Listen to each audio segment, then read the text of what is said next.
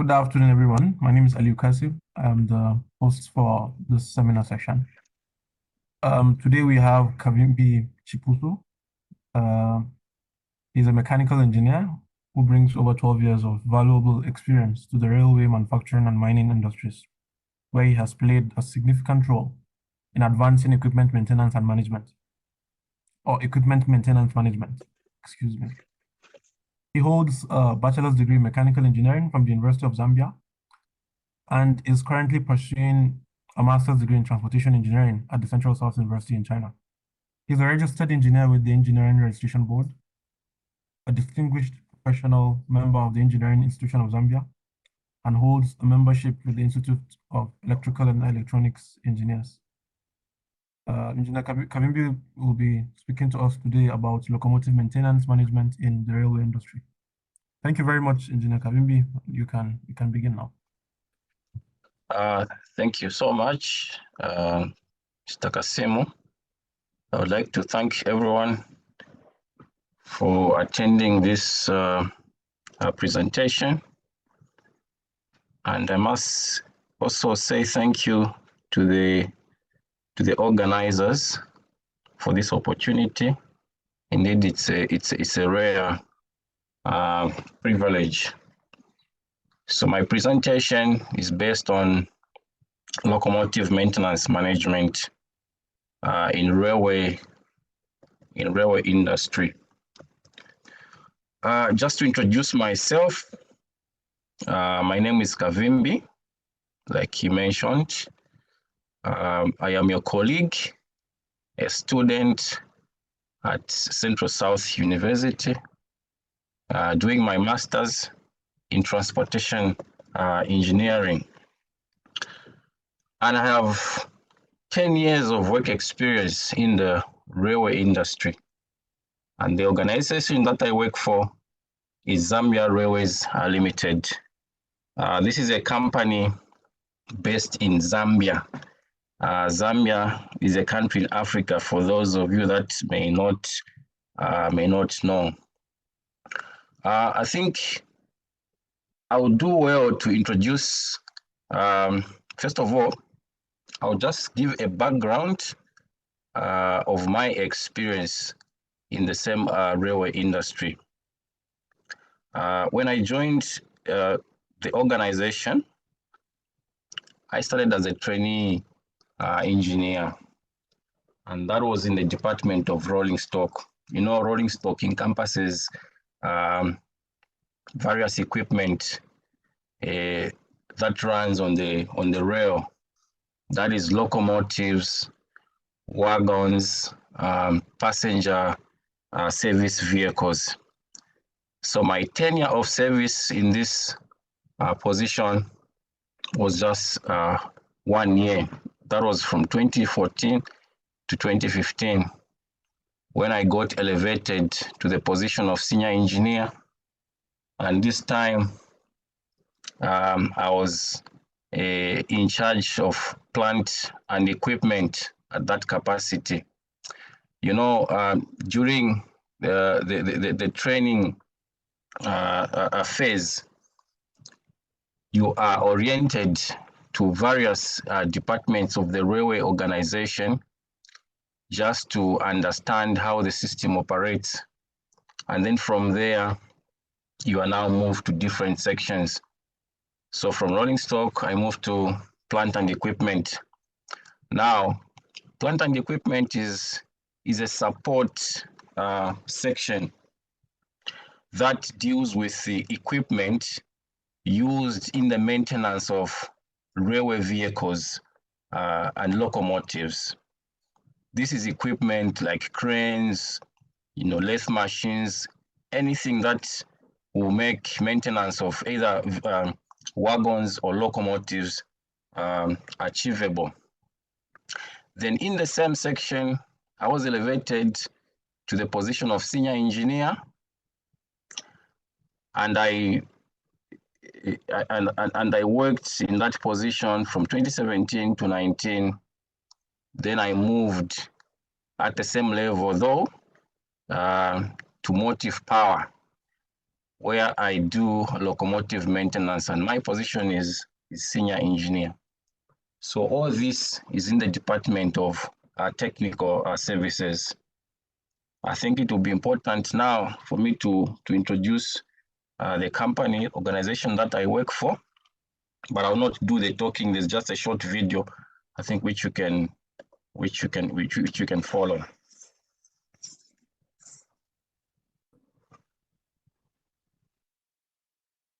Of a giant, Zambia Railways Limited.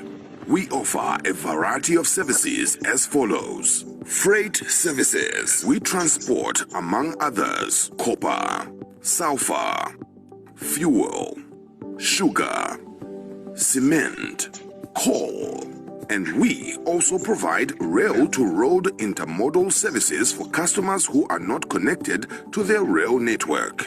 Passenger services. We offer passenger transport services and movement of household goods, among others. Real estate. We have warehousing facilities, office space for rent, and vacant land for lease through public-private partnership, PPP, and other models. Engineering services. Other than locomotive and wagon repairs, our workshops can make school desks, farming implements, and any other engineering services you may need. You can contact us on 0765 211 826. Email marketing@zrl.com.zm. Website www.zrl.com.zm. Zambia Railways Limited. The wheels of the nation. Okay, so that was a brief introduction about the organization that I work for. So now, before we get into the details of the maintenance management itself, I think it's important also that you appreciate the stretch within which the equipment that I manage operates. So this line in red is the line for Zambia Railways. Of course, within the country, we still have some other lines, but this one is strictly dedicated to the company.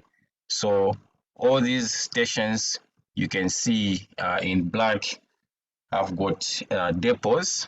I think as we proceed, we'll explain depots that we use in executing our maintenance activities. Okay. So as an engineer in a railway organization in charge of equipment, I think in my case, locomotives, it is very important to understand the fleet that you are dealing with. It is very important to know the equipment in terms of classes, capacities, and even maintenance guidelines.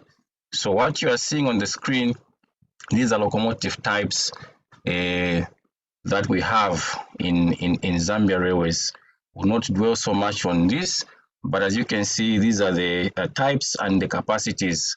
Of course, this one at the bottom being the smallest with 1,500 horsepower, and the one in the corner here, which is a GM, General Motors, 3,600 horsepower.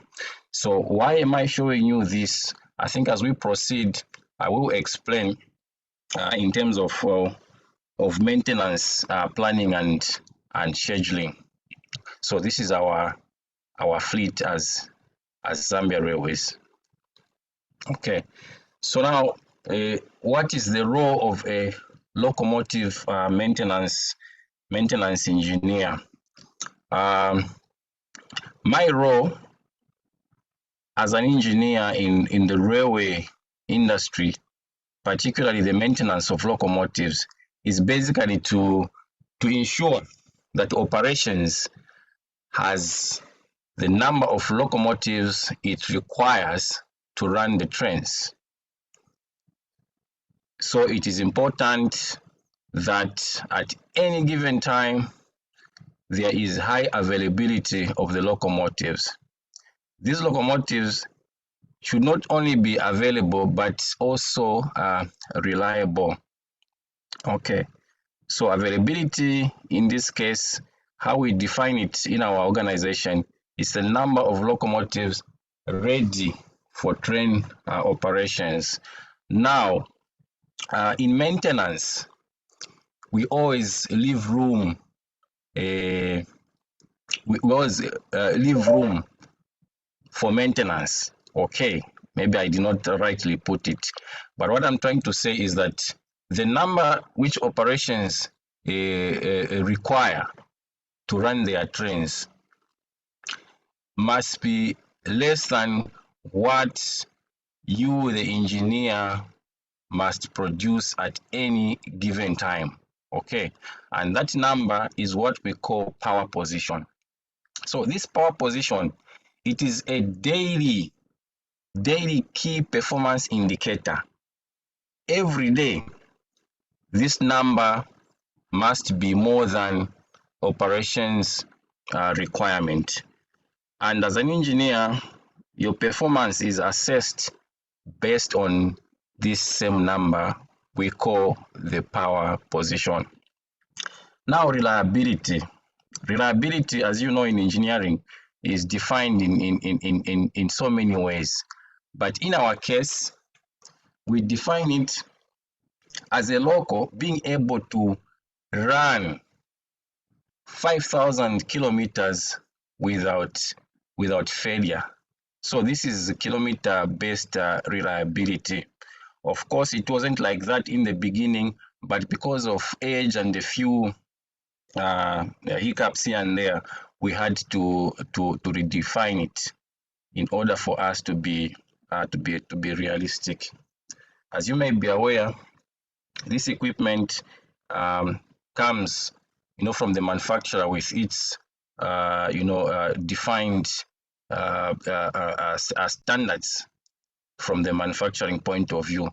So, but as it runs along the way, so much happens in terms of wear and tear.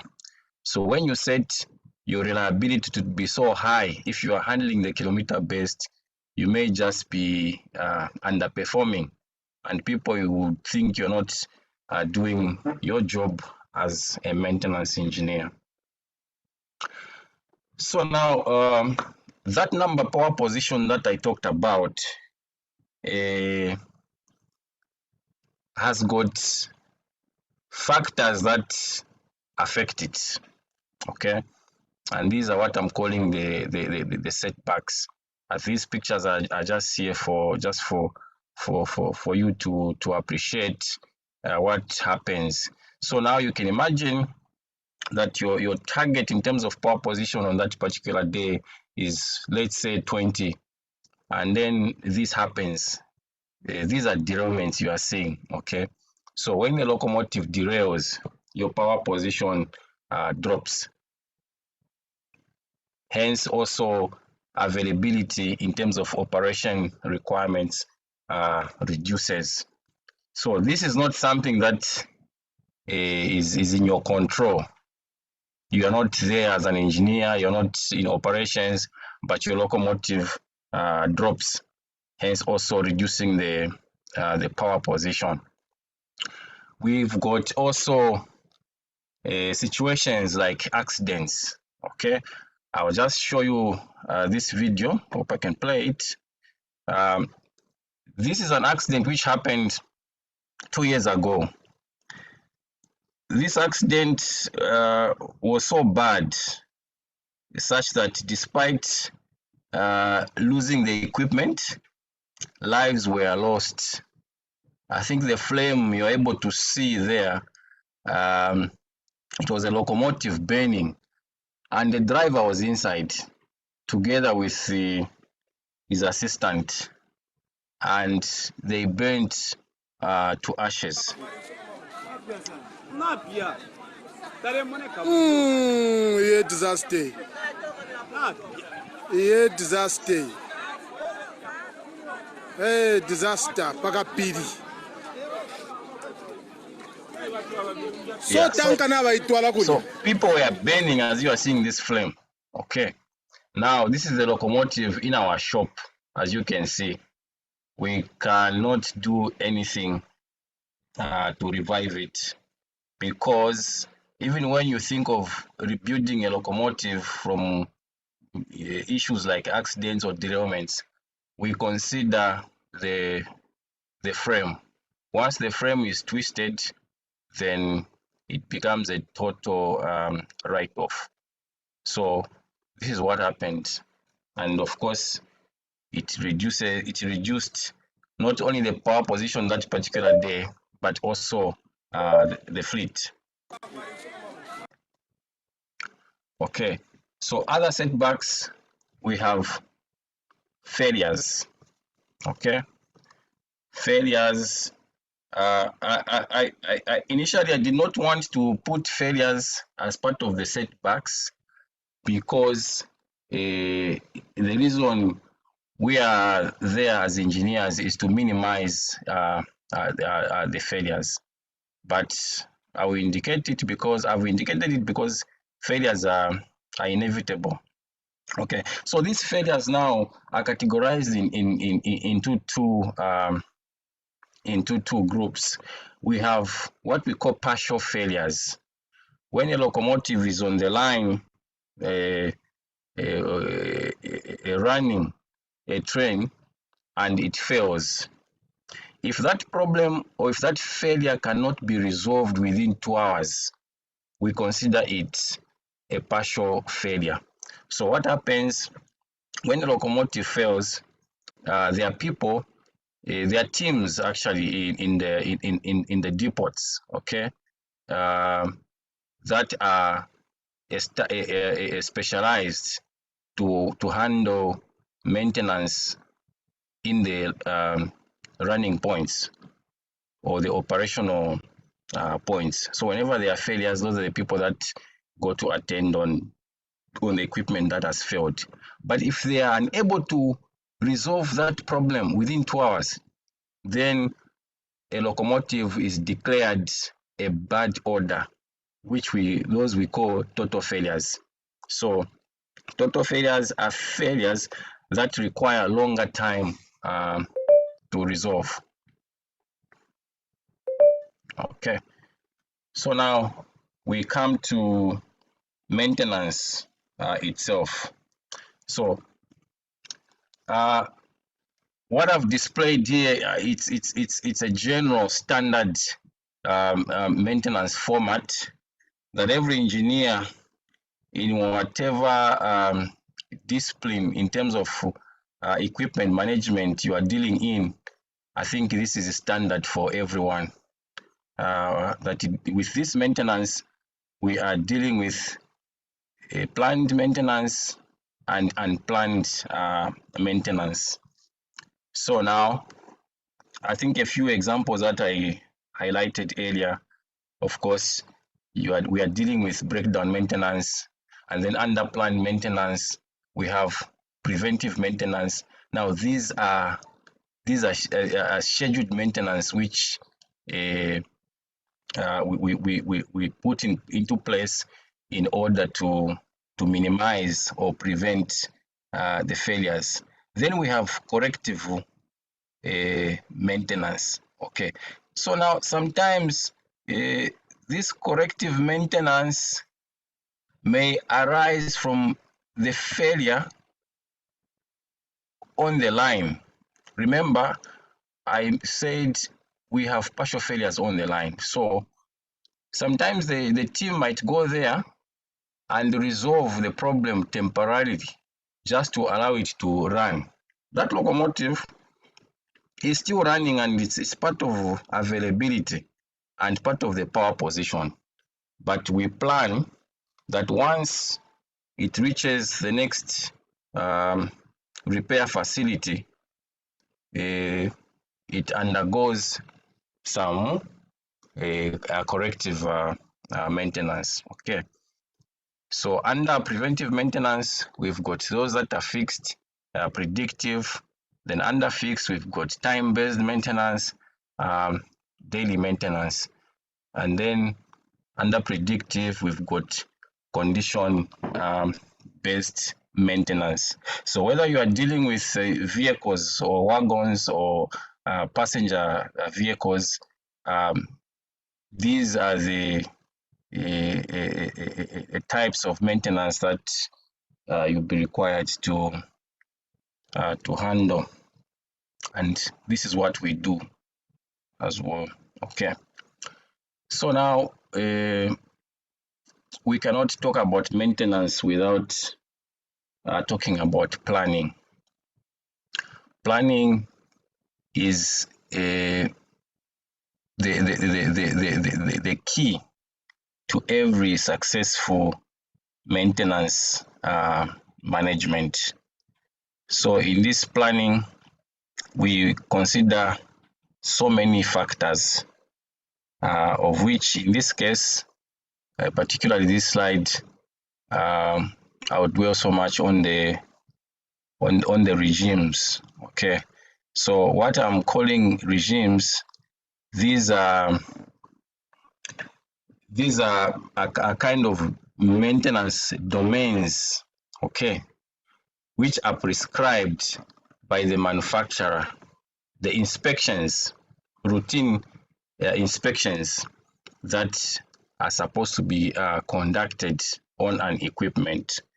So now the fleet that I showed you in the slides earlier, there are different classes of locomotives, and you'd find that each of those manufacturer, has prescribed the maintenance regimes within which you conduct your maintenance. So what you are seeing here is what we do on our locomotives, and we have adopted this as a standard for all the locomotive classes because they don't differ so much. Okay, so now we have the trip inspection.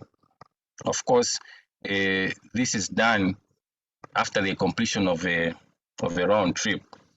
So for us, a round trip is a complete stretch, that red track that I showed you from the bottom to the top.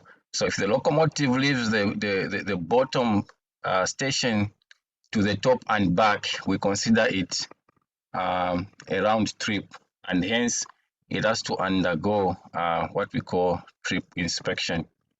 Then we have the daily inspection. These are inspections that you conduct on a daily basis. Now, these inspections, I think this one can be a presentation on its own. So this is just a brief overview, just to guide maybe as expectations for those of you that will be joining the railway industry, whether you will be handling locomotives, wagons, or passenger service vehicles. Even if the maintenance regimes differ, but the procedures are the same, I think those one can easily adapt. Then we've got the weekly inspections. Every 7 days you conduct this. Then 4 of weeklies amount to a monthly inspection. So now, when you look at the manufacturer's recommendation, you conduct a monthly inspection every 45 days. But because of the equipment age, we will not stick to the 45 days. You won't stick to the 45 days. So in our case, we have reduced the 45 to 30 days because of the equipment age. So like I mentioned, as you do your maintenance, you are allowed to make some adjustments so that you try as much as possible to prolong equipment life. Then you've got second monthly, of which you conduct 45 days after a monthly. In short, 2 monthlies amount to a second monthly. But it is not true to consider it this way, because when you are conducting second monthly inspection, there are certain inspections that you do which you do not conduct in a monthly inspections. But most of the tasks are the same, except just a few minor issues. Maybe in a second monthly, you just add a few things to your inspections. So this is the same for the third monthly, which you do 45 days after a second monthly inspection. Then a semi-annual, you do it every 6 months. Annual inspection, that is 1 year. Intermittent overhaul, this you handle every 4 years. And then periodic overhaul, this is done every 8 years. Okay, so once a locomotive undergoes a periodic overhaul, it is as good as new. So this one, we usually call it a capex. If an organization invests money for you to do a POH, a periodic overhaul, it is as good as a capex. It is as good as buying another equipment, because the moment you do this kind of inspection, the locomotive will service the organization for 8 years or more. So it's quite a huge investment, because you change major components, traction motors, you can even change the main generator. Those are high cost components. Okay, so this one we rarely do anyway. We rarely do, but once it is done, I think it can see your fleet stand the test of time. Okay, so this is just an example of a schedule, maintenance schedule, and this one is an extract from our 2024 maintenance plan. So you can see we have month 1 to month 12. So now I'll just pick one case just to guide, and depending on which organization that you will be working for, or you are working for, I think these are not different procedures. So you can see this third monthly. Okay, this is January, so meaning there were some inspections done in the year 2023. So because it's a continuation, that is why you are seeing this third monthly starting here. Okay, so this is 0, shows that they did not conduct this inspection. I was reliably informed that this locomotive capsized, so it is in the workshop undergoing some serious repairs. So if we got a new extract about this, we would see some changes, but I think I've just put this here just for illustration purposes. Okay, so this loco was to undergo a monthly inspection, okay, in February, which is this month. Okay, so after 1 month, you can see we go to a second monthly. After a second monthly, you can see this one is due for what? For a 6 monthly. Now someone would ask to say, why not a third monthly from a second monthly? Okay, so now these high inspections which you see, they have all the inspection procedures which you can find in a second monthly or in a third monthly. Okay, so that is why you can see this is the third monthly. You start from a monthly, second monthly. Instead of third, you do a 6. Again, you start from monthly, second monthly, third monthly, monthly, second monthly. Now you go to annual overhaul. When you do the annual overhaul, you start again monthly, second monthly, so on and so forth. And this is the same for every other equipment that you see below there. Okay, so now I'll just talk about maintenance facilities, we cannot talk about maintenance without discussing maintenance facilities. If you recall, when I was introducing myself in terms of the positions that I held, I talked about plant and equipment. Every railway organization has that department, others they call them departments. Okay, so these are, of course, you have the workshop itself plus equipment that you use now to do your maintenance. So we have the line depots. So these are facilities, workshops that are found just close to the line, close to the line, where you even find the train stations for passenger services and even heavy cargo vehicles.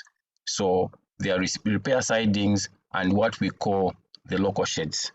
So in those depots, we conduct minor inspections. Now, these are scheduled maintenance inspections, such as the trip, the daily, and the weekly. Yeah, so those are minor. So we've got teams established in those stations specifically to handle such inspections. And then I talked about the partial failures. So because this locomotive is with operations and it is running on the line, when it fails, you don't have people from big workshops to travel all the way to the line points to go and attend to these failures. No. The ones in the depots are the ones that run to the failures and attend to them. When they fail to attend to these failures within 2 hours, the locomotive is moved to the nearest workshop facility for further planning. Maybe it has to move to the main workshop now for serious repairs. So apart from the line depots, we have the main workshop itself, and that is where I am based. So the system has 2 senior engineers, one that is in charge of line depots, the other one is based at the main workshop. Now, how is this setup like? It is like, in every setup, domestic setup. I don't mean home by domestic, like a country setup where you've got clinics and then hospitals. So now there are those minor health cases which clinics can handle, and then serious ones are referred to higher level health facilities. This is the same case with our maintenance facilities. So if the line depots fail to handle these minor these failures, the locomotive is referred to the main workshop. So this main workshop now is the one that handles the major inspections. For example, I talked about third monthly inspection. Okay, those are high inspections. Why are they high inspections? They are high because you have to lift the equipment, maybe to drop some motors and other things, and even just pulling out maybe big components from the engine, just for overhaul and reconditioning. So you find that these facilities in the line depots may not, in fact, do not have a certain support equipment that can be used to do those activities, like lifting, for example. We do not have big cranes. The capacities which are there, you find the crane is only maybe 5 tons, just a jeep crane, but maybe you require to lift a locomotive which is 120 tons. Our locomotives are about 120 tons, somewhere there. The smallest one is about 80 85 tons. So whenever there's a job that requires lifting, it cannot be handled in the line points. So the locomotive moves to the main workshop. Okay. So now this is the main workshop floor layout. It may not be the same with other facilities in other organizations, but I think the concept is what is important, something that maybe you may appreciate. So when a locomotive is referred to the main workshop, it comes to this point section, which we call the casualty section. Similar to a health facility, when a clinic refers a patient to the main hospital, there's a place where they are received. Okay, so for us, we are calling it casualty because we handle serious problems. We assume this locomotive is dead actually, so it has come here to be resuscitated. So this casualty section receives locomotives with different problems. Okay, it may be a problem to do with the main engine, it may be a problem to do with the fuel system, the braking system, the bogie system, the traction motors. So once it comes here, inspections are done, and once the problem is identified, if it is a bogie problem, it is lifted, the bogie is dropped, then we have a bogie section now that is in charge of those issues. Okay, so now when you look at this layout, it is arranged in such a way that it's able to address, in terms of specialization, issues that a locomotive that comes under casualty requires, whether it comes for repairs or it comes for major inspections. Okay, so we have the mechanical components here. Here we've got turbochargers, compressor, exhausters, we've got different pumps, we've got radiators and everything. So if this locomotive is here on the account of a defective radiator, so the casualty section pulls it out, it's taken to this mechanical component. This mechanical component will not start working on that defective radiator. Okay, and I think this is very important for maybe for some to pick, just for future reference. It's very helpful. Yeah.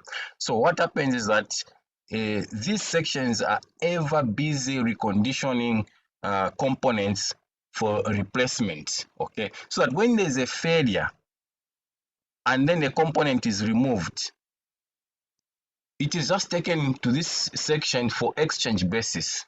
You take the defective one, they get the reconditioned one, and take it to this casualty section, put it on the loco, sort it out, and then release the locomotive. In that way, you minimize the downtime.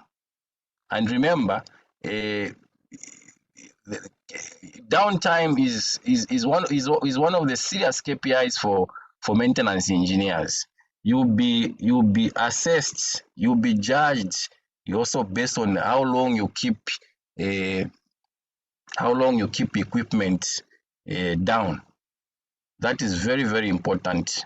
You may be good at fixing equipment, but if you take long, I think it defeats the purpose, because mind you, this is a business. So this locomotive, it stays long in the shop, there are so many losses that are incurred in terms of labor and the like. So the downtime management is very, very critical. So these shops, even when you don't have any locomotive to repair or maintain, these shops are ever busy ensuring that they do the reconditioning, they do the quality checks in readiness for any locomotive that comes, either for major inspections or major repairs. So we have the engine rebuild section. It does the same as I explained for the mechanical component. We've got the rotating equipment. This one deals with traction motors, main generators, and so on. We've got the electrical components. This also includes instrumentation. We've got the fuel and air brake system, and also the battery section. So you see, they are also ever busy seeing to it that replacement components are ready for any locomotive that comes into the shop. Okay. So now we talk about quality control. Quality control, like safety, I think it's supposed to be the attribute for every individual that has a responsibility in the maintenance domain.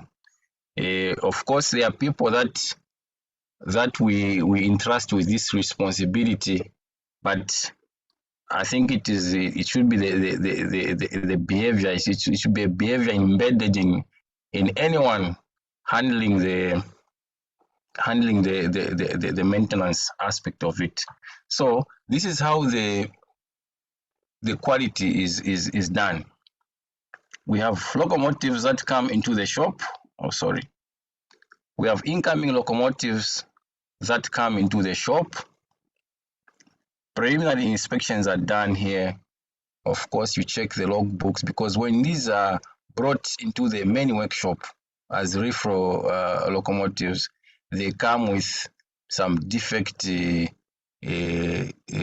issues, which drivers or even technicians from other line points indicate in the logbooks. So these quality controllers, they check and confirm whatever has been indicated. They also do further inspections, just in case there's some inspections were missed when the loco was referred to the main workshop. Okay, so whatever this locomotive has come here for, whether it has come for repairs or major inspections, the quality controllers must also see to it that the work procedures are thoroughly checked. So whatever is being done in terms of maintenance activities or repair activities, there are guidelines. Yes, there are guidelines on how those things are supposed to be done. So these quality controllers, they also check how the team does the work. And if we are doing the replacements, like I explained, that maybe this locomotive needs, a replacement in terms of the defective components. So these components, remember, they are coming from other sections, okay? So those sections, it is also the job of the quality controllers to check that the reconditioning is properly done, so that in an event that the locomotive comes, it must be given reconditioned components that are well done. Okay, so once this locomotive is worked on, it undergoes testing. Okay, so now this testing I have not indicated here, but I'll just talk about it. One of the major tests that we do on locomotives are the loading tests. Okay, now these loading tests are done in different ways. There are those that are done within the locomotive itself, where a locomotive is made to run as if it's on the line. It is loaded. Okay, so some locomotives, like a few classes we have, are not able to self-load. So those are taken to resistors, where traction motor cables are connected to resistors, and then the locomotive is made to run in high notches, mimicking the real operation on the line. So now, once that is being done, you check for the engine operating conditions, so that you see if they tally in accordance to to the standard parameter settings that the locomotive is supposed to have before it can be released. So once the locomotive passes that test, then it goes back into the shop for final inspection. So now once the final inspection is done, then the locomotive now is able to leave the shop. So this is on quality. Okay. Then as part of quality, one of my tasks, major tasks, is to conduct failure analysis. Failure analysis is very, very important in any such setup. So the purpose of failure analysis is to help us determine the cause of a failure. There are failures which are very difficult to establish in terms of the causes. Maybe it happens on the line, and then the first thing you're just interested in is just to clear the line so that trains can move. And then if it's a total failure, it's moved to the nearest facility or the main workshop. Well, while you're conducting the repairs, or before you conduct the repairs, you can handle failure analysis. But usually after you remove the component, you check it, and then see what really happened, transpired or happened. Okay, so these are the areas of investigation when we're conducting failure analysis. We check the operating conditions. Some locomotives have what we call the black box, like the GTs. Those I showed you with 3,600 horsepower. They have a black box. When there's a failure, what we call the black box is able to show the last operating conditions or parameters, okay, that the driver had set before failure. So we are able to tell the driver was moving at such a speed, or the driver was notching the engine at such a speed. We also check the line condition. There are areas where a locomotive cannot be loaded beyond certain parameters. Otherwise, you end up destroying certain components. So these drivers are taught, they've got all those guidelines, but some of them they just feel like just ignoring those guidelines and then do what they feel like doing. So we are able to investigate. So once we establish that the problem was with the driver in setting his operating parameters, then we have an idea at that point where the failure might have come from. We also look at the train loading conditions. Yeah, so these trains have got limits in terms of how much they can be loaded. Then we also check the maintenance records. The component that has failed, we check, was this component reconditioned? If it was, when was it done and who did it? So all those things must be checked. Then we also look at the maintenance procedure. So when we are checking the maintenance records, and then we see some checklists that the maintenance was indeed done. We also check, was the procedure correctly done? Because somebody might just sign that they have done the inspection and the reconditioning, but have they checked certain things? Did they top up the oil? Did they do ABCD? So all those things are key to check. Then we also look at the plant machinery.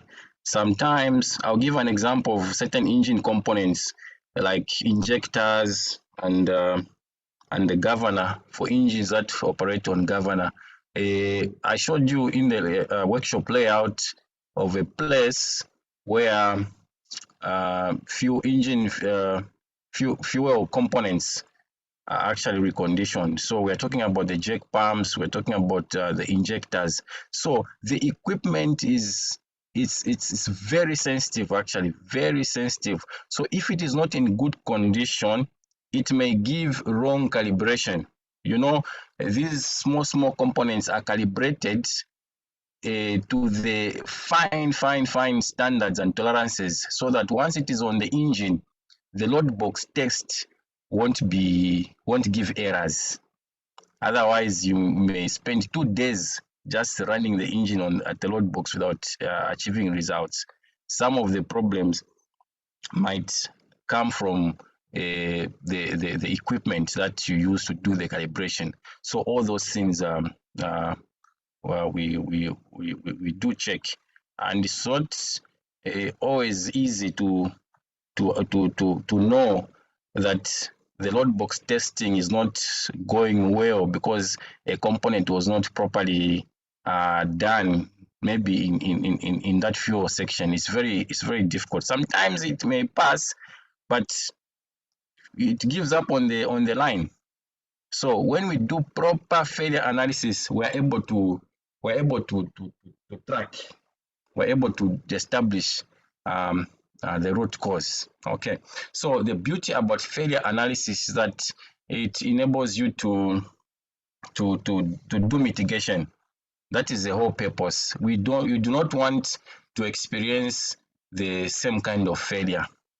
So once you establish those causes of failures, you put in place measures so that in future you don't have similar occurrences. Okay, then this also helps to enhance the quality of the work that you are doing. So now what happens that failure analysis is done in stages, usually at the main workshop, because this is where we have serious casualties. So once we do the failure analysis, we come up with results. We engage the teams in the regions, which I call the line points.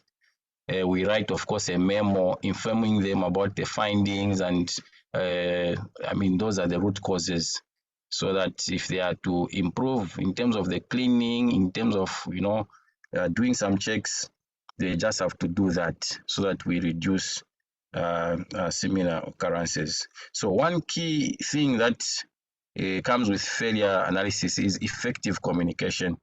Once your team knows that you are very particular about analyzing failures and communicating in terms of a feedback, it puts in them that sense of doing the right thing all the time, regardless of who is seeing them or not. So failure analysis is very important, and this one you can schedule it. Like in my case, I do failure analysis every month, so I know the number of failures that are done in that particular month from the reports, and then we sit with my team and then do the failure analysis. I hope I'm still within time. Okay. Yeah, very much. Okay, yeah. So another key thing as a maintenance engineer is materials management. Very important.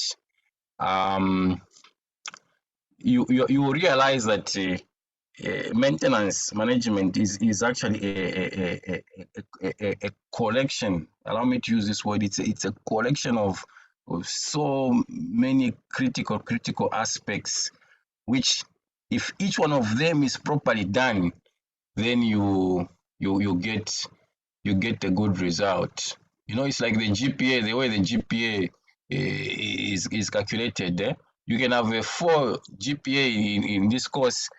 In the other one, you have a 2.5. In the other one, you have got 3. At the end of the day, you're not going to have a 4.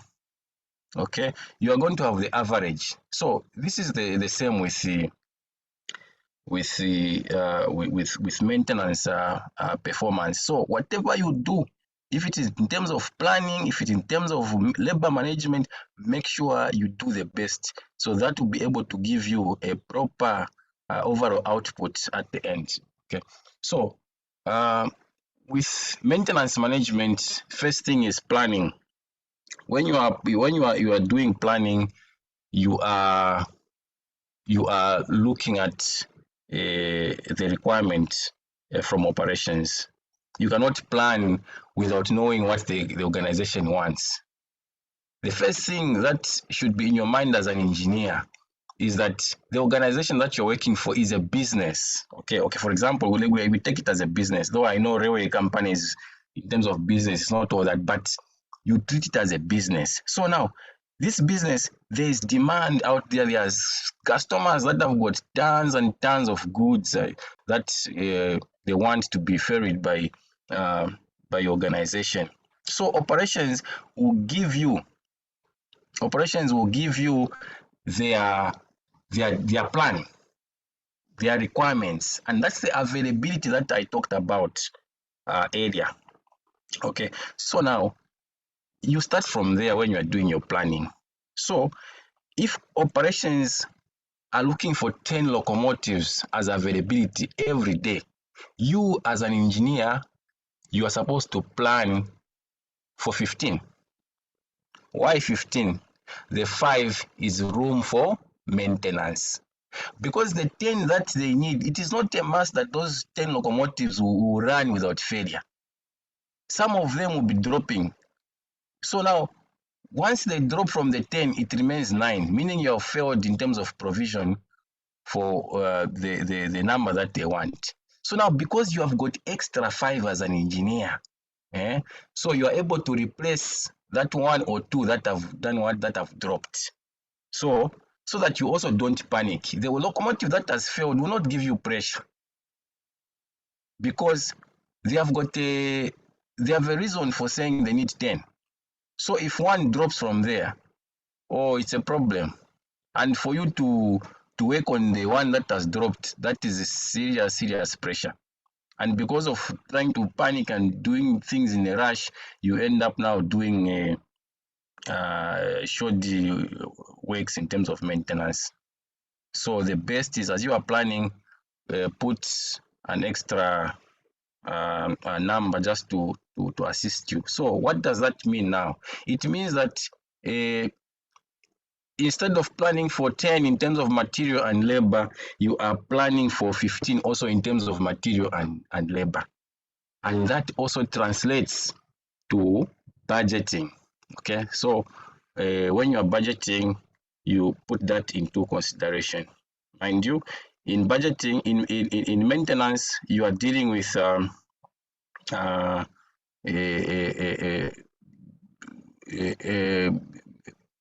these short, minor inspections and major inspections. Of course, there's the part where you need to replace some spares, and most of these inspections where you just change the consumables like the filters, the oil, and some seals here and there. So you budget in such a way that it must align with the schedule. I showed you the schedule previously, which was showing the types of maintenance that are to be done each month of 2024. So all that is planned for. I know that in December 2024, I'll be doing an annual overhaul on Locomotive 602. So in my budget, 2024 budget, that one is planned for. What is required to conduct an annual overhaul? I need a turbocharger. I need seals for the motors. I need so all that now is included. You do not harm to even exaggerate slightly the number, because you won't lose anything anyway. Those things will be stocked and will still be used in the next. Maintenance year. So that is a part of So that is part of planning. Then now you come to procurement. So you have done a budget, you now do a budget review, you sit now all departments. You have got people from finance, people from operations, and yourselves. I think one thing I need to mention here, just to advise, that you need to be strong. You need to manage. If you do not manage your maintenance with a strong fist, it becomes very tricky, because in my experience, operations sometimes may not really buy to your excuses as a maintenance engineer. So in your planning, think for them as well, so that you don't stress when certain things arise. So during procurement meetings, you are called to assist in doing the evaluations. So these evaluations now, of course, there are tenders where you evaluate different suppliers, international, suppliers, local suppliers, and stuff like that. So you just defend what you requested for in terms of the numbers and other things. Yeah. So that is about planning, budgeting, and procurement. So now you can see that maintenance is not just people changing or getting spanners and doing ABCD. No, for you as an engineer, it's much more than that, and you have to be very firm also when it comes to this aspect. Okay, so now you have the company, the organization has bought the spares that you need, the spares and the consumables. What next? Okay, it doesn't end there. Now you have to monitor the levels of what you have in stock. Okay, are the spares there? If you're using the spares, how many are remaining? Is it in line with your and remember, when you are planning for scheduled maintenance, there are some failures which come, which require you to change certain things which may not be in your plan. That's why I've said that when you are planning, also it's important that you add a little bit more to your quantities, just to handle some of these emergencies. Yeah, so you do the monitoring in terms of the spares and the consumables. So there is what we call a reorder level. You don't wait for the consumables or spares to deplete. That's when you now inform the organization that you need to make a replacement. No. You have to have a level such that once you see it is there, then your team must start now pushing for buying, so that you restock. At any given time, you are safe in terms of availability of spares. Okay.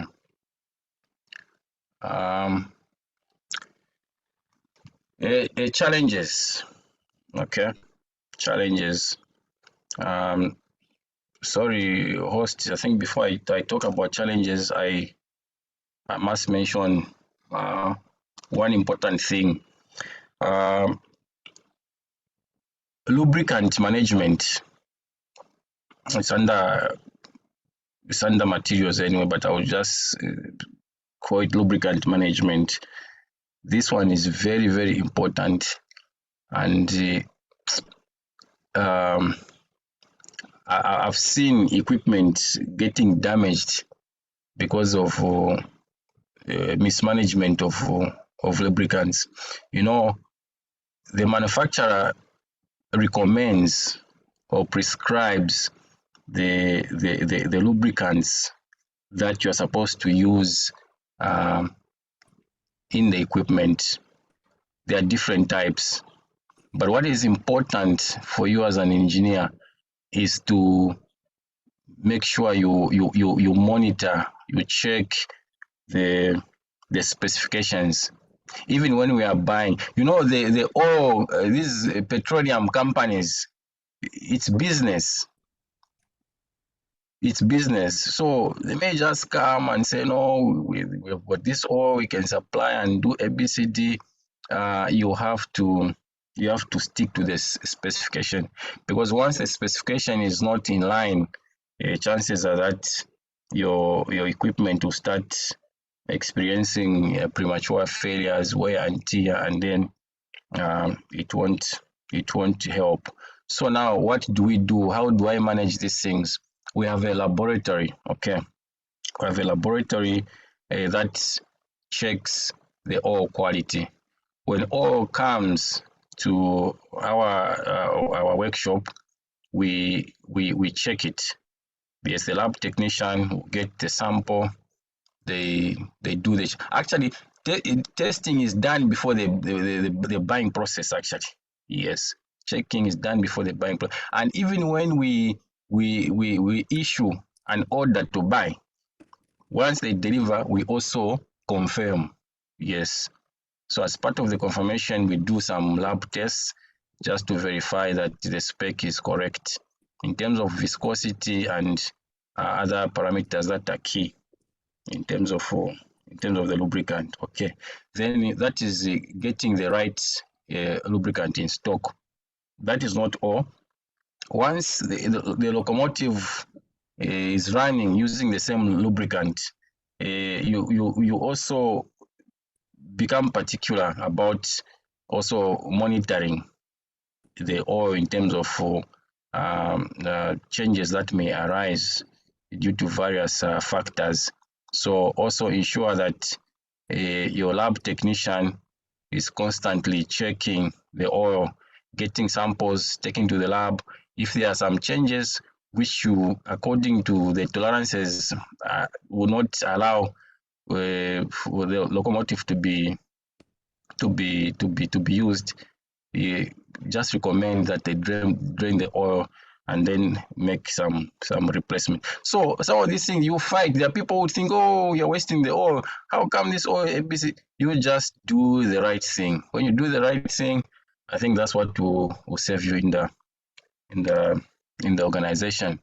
Then challenges are inevitable. It's not always that spares will be available. Sometimes the organization may have a good will to supply, but maybe the nature of the spares that you need, lead time, that is the time to have them manufactured, maybe is long, and a few procurement issues maybe affect the timely delivery of those spares. So these are things that may really affect you. You end up now start reusing. Of course, you try by all means to recondition and do ABCD, but this is one of the challenges. Manpower shortages. You cannot you can't hold people to be with you all the time. There are those that live for greener pastures, and there are areas where you don't have enough manpower to assist you.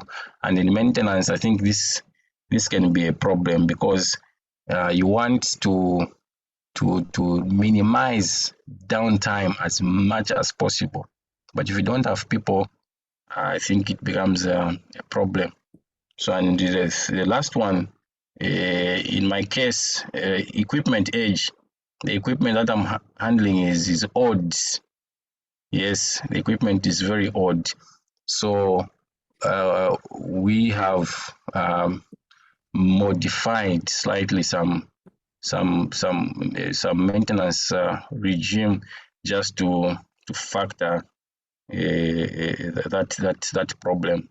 Otherwise, it's a challenge. You understand that every equipment has a life cycle, which starts from the time you procure it, the time you operate it, you do the maintenance, and then until it reaches a point whereby maintenance costs now stop making sense. It becomes, in short, when you do cost benefit analysis, you would rather buy a new equipment than maintaining it. Okay, so I think some pieces of equipment, some pieces of locomotives, they may need a replacement, but some of them are okay and stuff like that. So these are challenges because they affect your work as a maintenance engineer. I thank you so much for your attention. I think I'm going to end here. Thank you. Thank you very much, Engineer Kavimbi, for such a wonderful, very, particularly eye-opening presentation. This is why we, try to bring people who have experience so that we have, some other perspective apart from the, status quo academic research-based, experience. But this is, a very wonderful perspective for many, like including myself. So, without further ado, I'll like to ask, from the audience, if anyone has a question, then feel free at this moment to put their questions to Engineer Kavimbi. Before someone asks me, Engineer, I would like to ask a question. Okay. Zambian, because when you were discussing the Zambian railways, I was also thinking about the NRC, the Nigerian Railway Corporation. Okay. Okay. Great. Being a Nigerian, trying to what do I know from NRC and what am I seeing now from Zambian Railways? So, Okay. my question is the Zambian Railways, is it state owned or is it private? It is state owned. Completely, 100%. 100%. Okay. Yes. And how many kilometers do you have now of railway line? Okay. Our stretch. Our stretch is our longest stretch, which I'm calling the main line. It's 863 kilometers. How about the total? The total is 1,200. Okay, so the railway is mixed passenger and freight, or you have dedicated lines? Actually, ours is a single track. Ours Okay, is so yes. it's designed as a mixed line. Exactly, Both yes. passenger and freight. Yes. Okay. Mm. Another question is, do you use like CAE tools, computer aided engineering, like Abacus? I want to see what the relationship is. In real life, like in the industry, do you use these kind of tools to do like simulations or preventive or predictive maintenance? Based on computational tools. Okay. Actually, in our case, we do not. We've engaged some partners to establish a maintenance management system to the point of a software, but you see the organization didn't look at it fit based on the old fleet that we have, that maintenance wouldn't be realistic because we have kept modifying some regimes like I mentioned. But there is a plan. Much of it actually is actually manually done, but there's a system that is in place. So but once I think we have new equipment in place, I think the company will be able to spend. Some of these maintenance management softwares are quite costly. Yes. And you see, it's a yeah. I agree with you. Yeah. I agree with you. Sure. Yeah, one thing, although maybe like something like a suggestion is maybe you just collect data at critical points of the locomotive. Yeah. Maybe build an AI model. Yes. Yeah. Okay. From the audience, do you have any other questions? Abdul Malik, do you have a question? Let me see if he's got.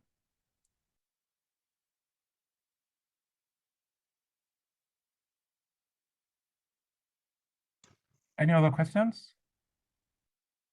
So I'll wait for 5 to 10 seconds and within these seconds. If there are no questions, I'll assume that there are no questions. If no one raises up their hand.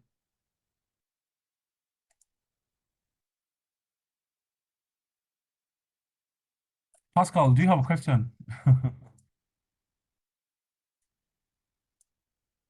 Where's Pascal?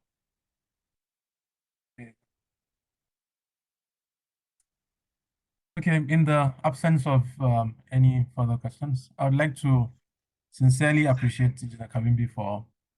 Okay, someone raised up their hand.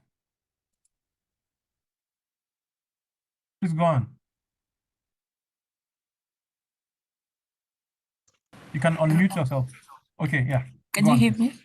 Yeah, we can hear you. We can hear you. All right, I've posted the question in the chat box. I was asking Kavimbi, how do you check the loading conditions of the train? Okay. Okay. That one we don't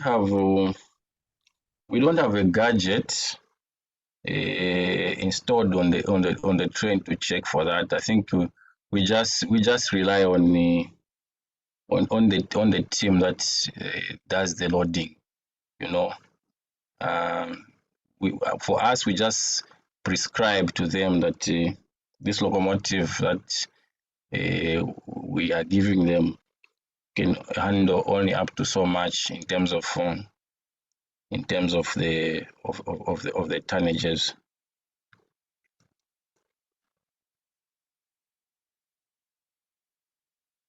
Okay.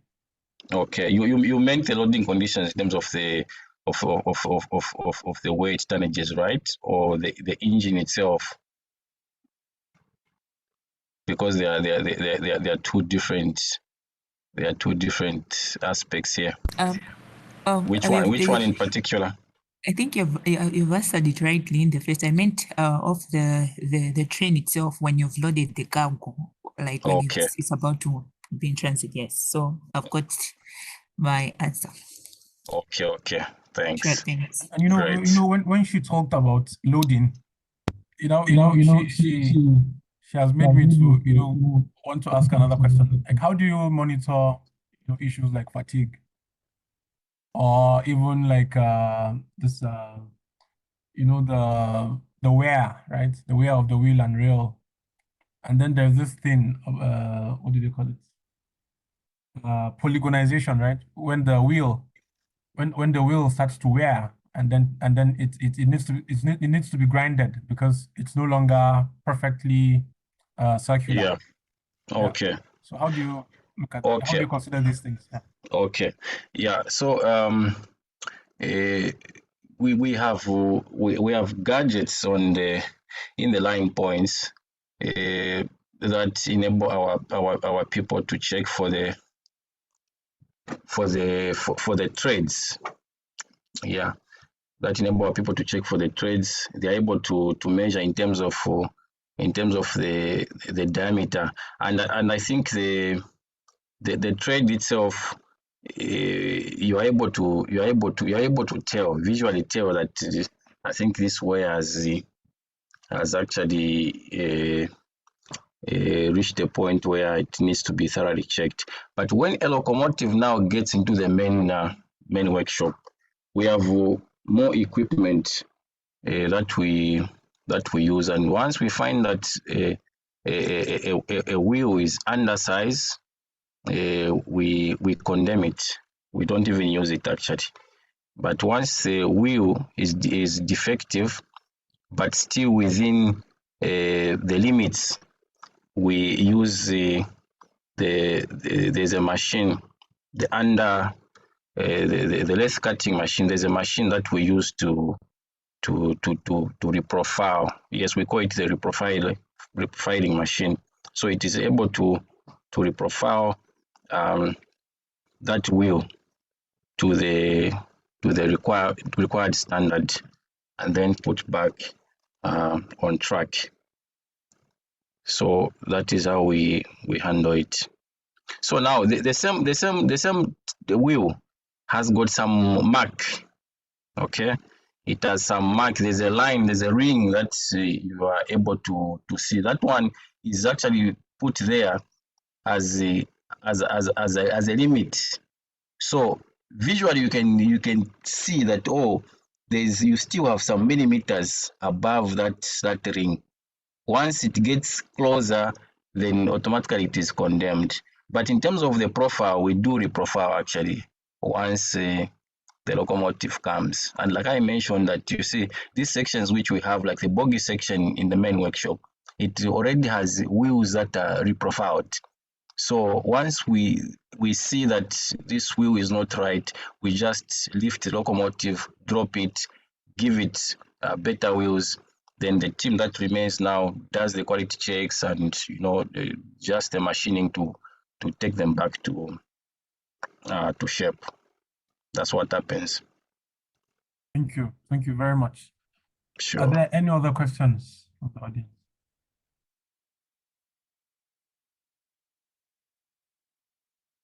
Okay, on behalf